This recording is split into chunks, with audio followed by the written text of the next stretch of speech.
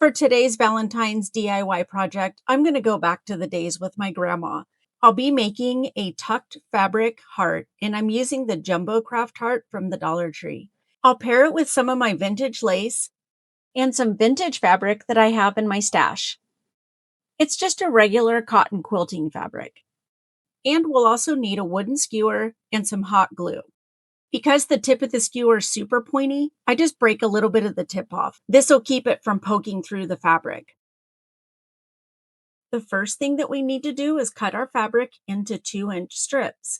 Because I'm working on a smaller cutting mat, I fold my fabric so that the selvages are together and then fold it back over onto itself until I have an about 11-inch width. That lets me fit it neatly on the mat and gives me 4 layers of fabric to cut through at once. Then, using a rotary cutter, I cut 2-inch strips all the way across. I'll then stack those strips and cut them again into 2-inch squares. And these are the little squares that we'll be tucking into the foam heart. To tuck them into the foam heart, I place a skewer on the diagonal of the wrong side of the fabric facing up, press it towards the center, and then fold the fabric up and around the skewer so that I'm holding both points and give it a little tension. That gives me a clean tip to push into the foam. I'll add a small dab of hot glue right where I'm going to tuck it and then press the fabric in maybe about 1/4 of an inch. It doesn't have to be exact. As a matter of fact, that's kind of the beauty of this particular project. It's really forgiving and it's meant to have that handmade kind of haphazard look. So from here, I just repeat the process over and over and over again. It's really tedious and kind of zen to just sit there with the music or a podcast or a book on and just fold and glue and tuck the fabric until the entire heart is fully complete. And then every few inches or so, I stop and I pull off the glue strings because if you've worked with hot glue, you know there's lots of little strings at the end. And there's also going to be loose fibers from cutting the fabric. And as you're handling it, they do come loose. So by doing this every few inches or so, you'll save yourself a little bit of work at the end. So then just cruise along, tuck piece after piece until the whole thing is covered. I want to take a moment to share what reinventing vintage is all about. Around here, we don't just craft projects. We do furniture flips, sewing and quilting, decorating, painting, thrifting, really anything that brings old styles, old techniques, and old materials back to life in a fresh way. I love mixing nostalgia with creativity. Sometimes that means a tucked fabric heart like this one, or a quilt block, or a dresser makeover, a thrift store rescue, or a full room refresh. If it has history, texture, or a story behind it, it fits right in. And something special about this series is that every single project that I make gets given away. Nothing stays with me. So if you see me make it, you have a chance to win it. I do every so often also stop to take a look for what I call the bald spots. And at first glance, it might look fine, but if you gently spread the tucked pieces apart, you might see a gap that needs to be filled. And I want this heart to look nice and full, so I just keep tucking in those spots until everything is fully covered.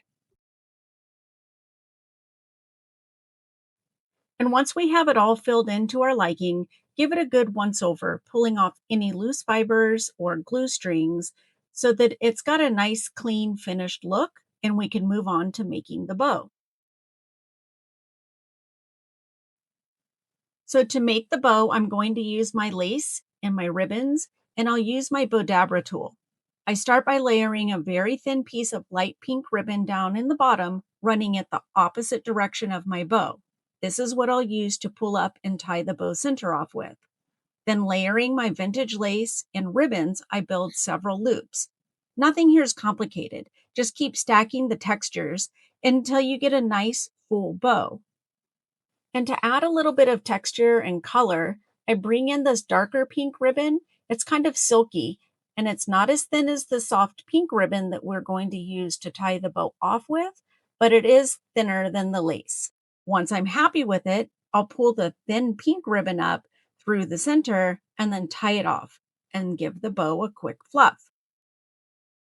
To attach the bow to the heart, I'll tear about a 1-inch strip of the same light pink fabric that I used for the tucked pieces. I'm using the other end of the fabric where it had already been used for a project, so it had one raw edge already. I'll make a snip at about the 1-inch mark and then rip the strip by hand so that it now will have raw edges on both sides. Finding the center of the torn strip and using my skewer and the same tucked fabric technique, I'll push the center point into the foam, probably a good 1/2 inch, in between the fabric pieces. I also use a good amount of hot glue here because this strip is what I'm going to tie the bow onto, and I want it to be really secure.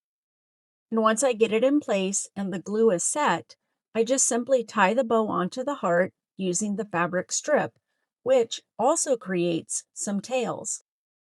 To finish off the tails, I make a nice point cut with a deep angle on both the tails of the ribbon, and then I make a double point cut on the tails of the lace by folding it over onto itself, and again cutting the smaller ribbon into a point. And this piece is almost done, but for a final touch and some romantic charm, I'm adding a beautiful variegated dried rosebud right in the center. I give it all a little fluff and some finesse, and it's ready to be displayed.